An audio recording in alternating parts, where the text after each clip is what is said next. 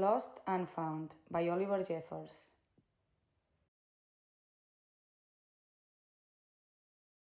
Once there was a boy, and one day he found a penguin at his door. The boy didn't know where the penguin came from, but it began to follow him everywhere. The penguin looked sad, and the boy thought it must be lost. So the boy decided to help the penguin find its way home. He checked in the lost and found office, but no one was missing a penguin.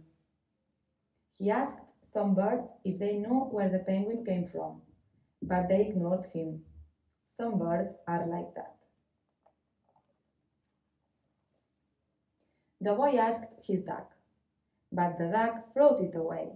He didn't know. That night, the boy couldn't sleep for disappointment. He wanted to help the penguin, but he didn't know how. The next morning, he discovered that penguins come from the South Pole. But how could he get there? He ran down to the harbor and asked a big ship to take them to the South Pole. But his voice was much too small to be heard over the ship's horn. So together, he and the penguin would row to the South Pole. The boy took his rowboat out of the cupboard and they tested it for size and strength. They packed everything they would need, and together they pushed the rowboat out to the sea.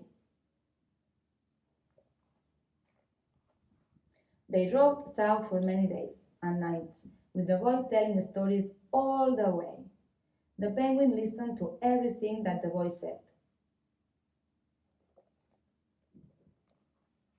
They floated through good weather and bad, when the waves were as big as mountains, until they came to the South Pole. The boy was delighted, but the penguin said nothing. Suddenly, it looked sad again as the boy helped it out of the boat. "Welcome to the South Pole." The boy said goodbye and floated away. But as he looked back, the penguin looked sadder than ever.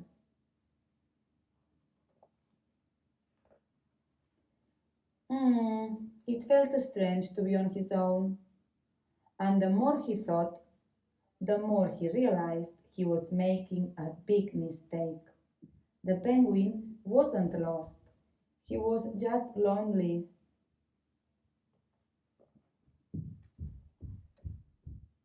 Quickly, he turned the boat around and headed back to the South Pole as fast as he could.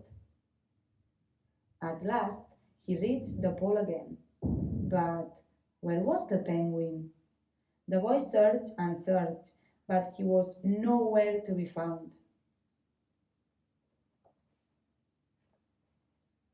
Sadly, the boy set off for home. There was no point telling stories because there was no one to listen except the wind and the waves. But then the boy saw something in the water ahead of him. Closer and closer he got, until he could see the penguin. And so the boy and his friend went home together, talking of wonderful things all the way.